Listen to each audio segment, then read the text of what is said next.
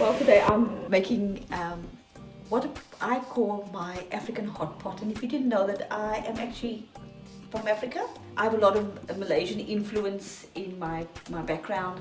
And so we're going to make an African hot pot, a Malaysian African hot pot. How's that? All right, so we start off, we just in a saucepan.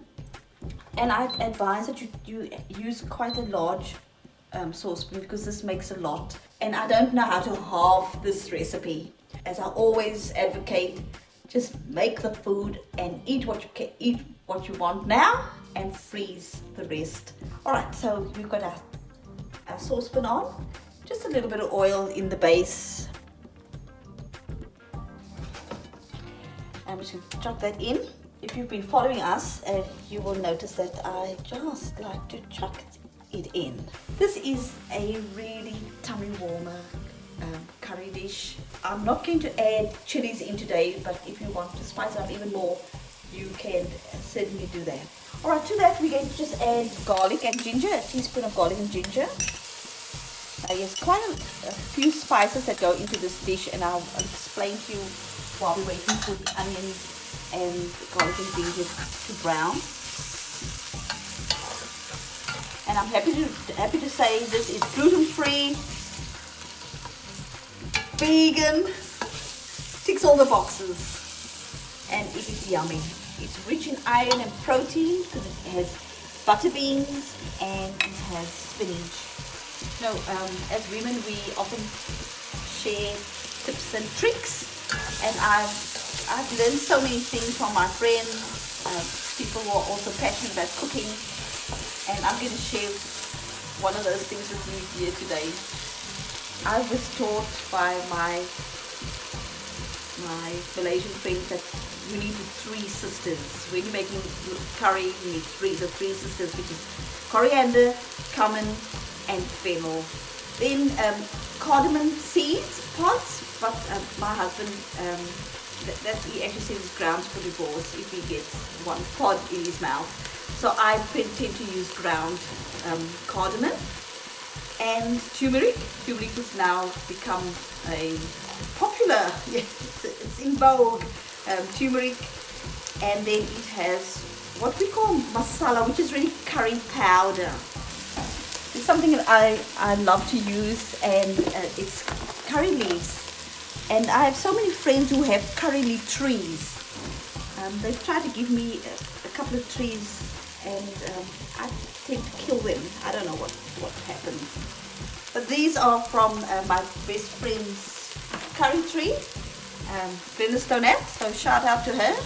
She just brings me branches of the stuff, and I just throw them in whole. But one of the things also is a few sticks, these are cinnamon. These I buy at the Indian shop, they like bark, they're really good. I count the cloves because as in the case of the cardamom, my husband doesn't like to find them. So once my dish is done, I try and retrieve them. I put a beef stock in there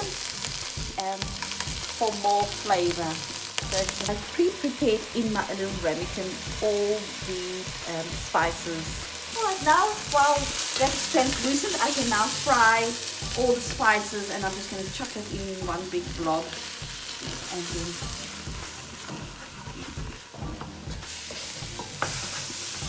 oh, you can smell the aroma. Always keep some water handy, just a little bit of water, get it going. Once that is thoroughly sauteed, the next step is to put in the butternut cubes.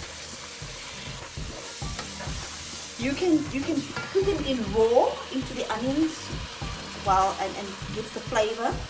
If you're in a hurry, you can actually put them in the microwave for about 5 minutes, and it will be par cooked, and so you just add it to your onions.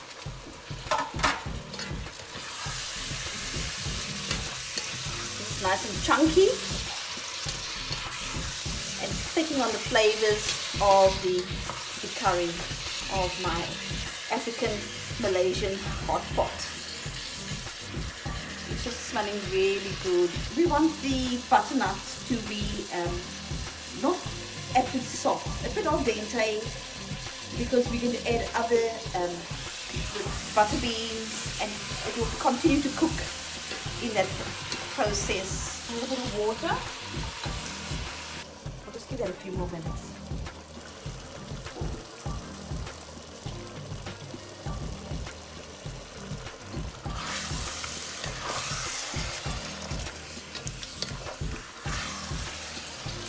Butternut is feeling a little bit hard at the moment, so I'm just going to cover that up. We'll cover that up and give it a few minutes. A few moments later. Okay, so let's check this out. I'll just try it. Oh yes, they're good. They're good. We're ready to go.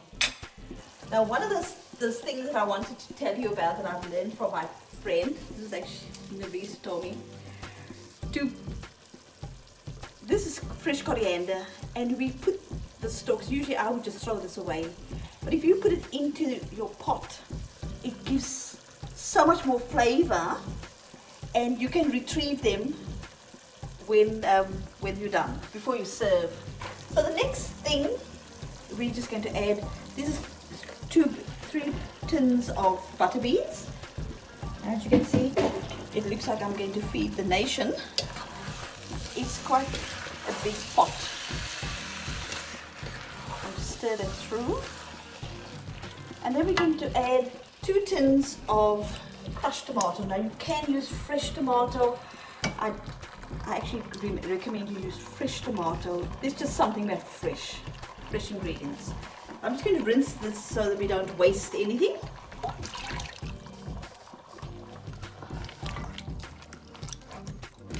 Just mix it all through.